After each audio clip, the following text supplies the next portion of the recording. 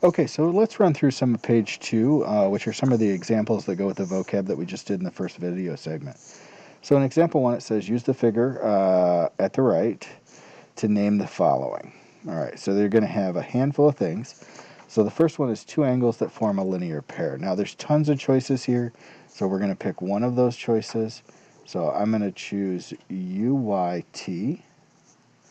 All right, so angle UYT and angle, all right, TYW. All right, so angle TYW. Now those form a linear pair because they form a straight angle when I push them together. All right, again, tons of choices on that one. So if I look at B, two acute vertical angles, so I'm looking for vertical angles, so they have to be formed by two intersecting lines. I really only have two intersecting lines to work with, which are these two. All right, so I look to the acute angles, which would be angle X, Y, W, and angle U, Y, T. Those would be our two acute vertical angles. All right, so if I go to C, C says an angle adjacent to YZV.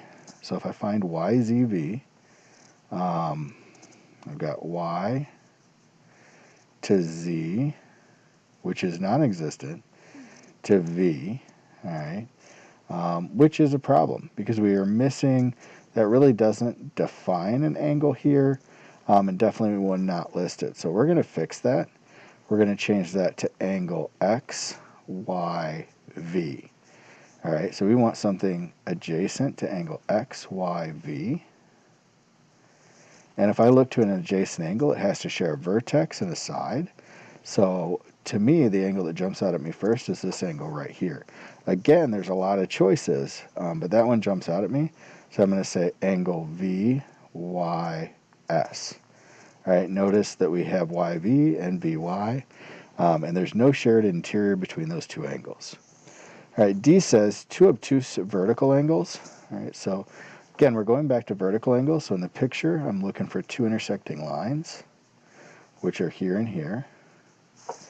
All right, we want obtuse, so we have to take the other one. So we're going to take angle UYX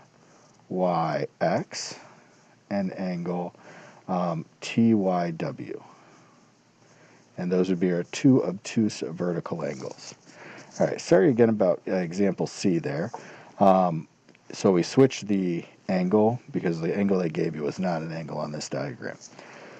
All right, if I go to example 1, E through G, it looks like we have a new diagram, and it says find the value of x. So one key characteristic of vertical angles is that they are congruent to each other, so they have equal measure. So we're going to take 13x plus 16, and we know that has to equal 14x plus 7 because they form a vertical angle. So I'm going to subtract 13x from each side. That gives me x plus 7 on the right, 16 on the left. I'm going to subtract 7 from both sides. That gives me 9 on the left, x on the right. So we have x equals 9. All right, you can always check that by plugging it back into both and making sure that they do equal each other. In F, it says find the measure of angle 1. All right, so it looks like we have a linear pair here. So I'm going to find one of the two angles. So I'm going to plug this 9 back in. So I have 13 times 9 plus 16. That's going to be 13 times 9 is going to be 90 plus 27, so 117, plus a 16. So that's going to go to a 3, carry the 1, so we've got 3 and 1, so 133. So the angle that forms a linear pair with angle 1 is 133. So if I take 180 degrees minus 133 degrees, that gives me 47 degrees. All right, so the measure of angle 1 equals 47 degrees. All right, the next question says find the measure of angle 3. All right, angle 1 and angle 3 form a vertical pair. So we know that we have our vertical angle, sorry.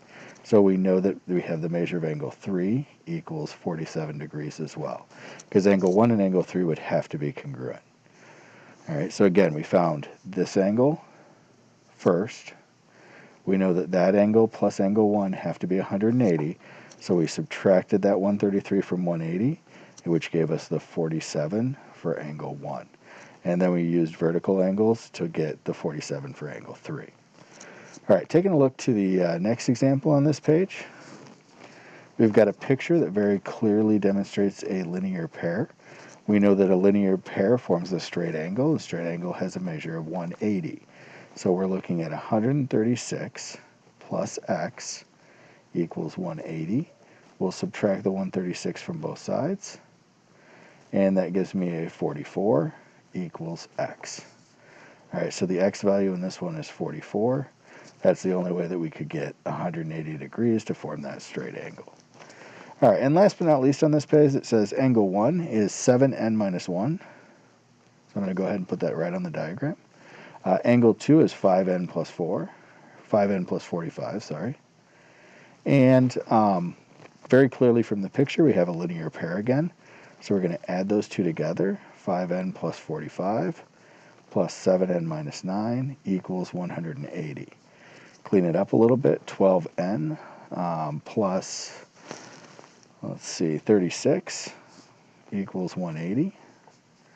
Subtract 36 from both sides.